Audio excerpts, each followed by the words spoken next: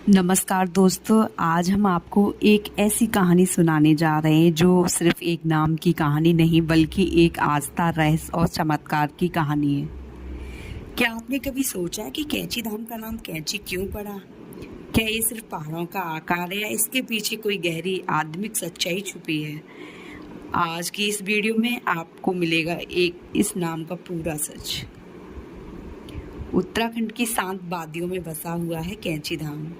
चारों तरफ हरे पहाड़, बीच में बहती एक शांत नदी और उस नदी के दोनों ओर खड़े दो पहाड़। अगर आप ऊपर से देख रहे हैं तो दोनों पहाड़ ऐसे लगते हैं जैसे कैंची के दो ब्लेड। इस वजह से इस जगह का नाम पड़ा कैंची धाम। लेकिन दोस्तों, यह सिर्फ एक साधारण नाम नहीं। बहुत समय पहले यह जगह बिल्कुल सुनसान हुआ करती थी। ना कोई मंदिर, ना कोई आश्रम, बस जंगल और शांति। गांव के लोग कहते हैं कि इस स्थान पर एक अजीब सी ऊर्जा महसूस होती थी। कुछ लोग यहाँ ध्यान करने आते थे और उन्हें अंदर से एक अलग ही शांति मिलती थी, लेकिन कोई भी इस रहस्य को समझ नहीं पाया।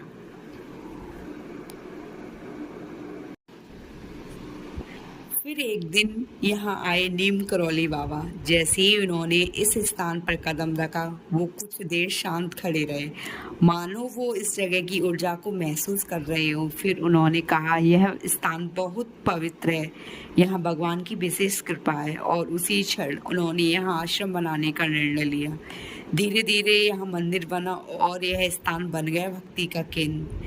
दोस्तों, कैंची नाम का असली अर्थ सिर्फ पहाड़ों तक सीमित नहीं है। नीम करौली बाबा कहते थे, यह स्थान इंसान के अंदर के अहंकार को काटता है। यहाँ आने से मन की नकारात्मकता खत्म होती है।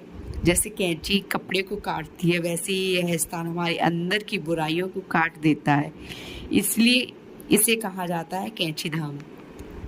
आज भी कैंची धाम आने वाले लोग बताते हैं कि यहाँ मन को अजीब सी शांति मिलती है। कई लोगों की समस्याएं अपने आप हल हो जाती हैं और सबसे बड़ी बात, यहाँ आने के बाद जीवन बदल जाता है। कहा जाता है कि यहाँ सिर्फ वही लोग पहुँचते हैं जिन्हें बाबा बुलाते हैं।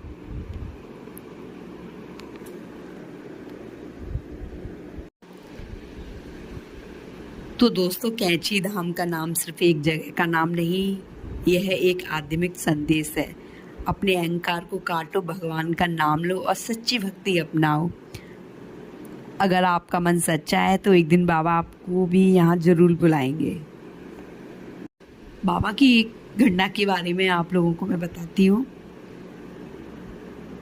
एक ऐसी घटना जिसने पूरी दुनिया को हैरान कर दिया। एक ट्रेन जो चल ही नहीं रही थी और जैसे ही एक संत वापस आए, वो अचानक चल पड़ी। यह बात उस समय की है जब नीम करौली बाबा एक साधारण संत की तरह घूमते थे। एक दिन उन्होंने ट्रेन से यात्रा करने का निश्चय किया। वो चुपचाप ट्रेन में बैठ गए। साधारण कपड़े, कंबल ओढ़े हुए, कोई नहीं जानता था कि ये कौन है। कुछ देर बाद टिकट चेकर आया। उसने सबसे टिकट चेक किए और जब बाबा के पास पहुंचा, उसने पूछा, टिकट दिखाइए। बाबा मुस्कुराए, लेकिन उनके पास कोई टिकट नहीं था। टीटी गुस्से में आकर और बोला, बिना टिकट यात्रा करना मना है, नीचे उतरिए। बाबा बिना कुछ कहे शांति पूर्वक ट्रेन से उतर गए। वो लोग प्लेटफॉर्म पर एक तरफ बैठ गए, जैसे उन्हें कोई फर्क ही नहीं पड़ा। ट्रेन चलने को तैयार थी, सीटी बजी, लेकिन ट्रेन ने चलने की कोशिश की, लेकिन वो 1 इंच भी नहीं बढ़ी। ड्राइवर ने पूरी ताकत लगा दी, लेकिन ट्रेन वहीं की वहीं खड़ी रही। इंजीनियर बुलाए गए, मशीन चेक हुई, सब कुछ ठीक था, फिर भी ट्रेन नहीं चली। तभी एक यात्री बोला, जिस बाबा को आपने उतारा है, पहले उन्हें वापस बुलाओ। टीटी और बाकी लोग बाबा के पास गए और उनसे माफ़ी मांगी। बाबा मुस्कुराया और फिर ट्रेन में बैठ गए। जैसे ही वो अंदर आए, ड्राइवर ने इंजन स्टार्ट किया। इस बार ट्रेन तुरंत चल पड़ी। सब लोग हैरान रह गए। उन्हें समझ आ गया कि कोई साधारण व्यक्ति नहीं है। उस दिन के बाद नीम करौली बाबा का नाम दूर दूर तक फैल गया। लोग उन्हें एक महान संत मानने लगे।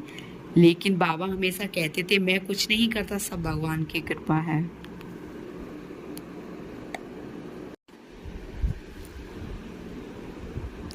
कभी भी किसी को छोटा मत समझो। हर इंसान में भगवान का अंश होता है और सच्ची श्रद्धा में बहुत शक्ति होती है।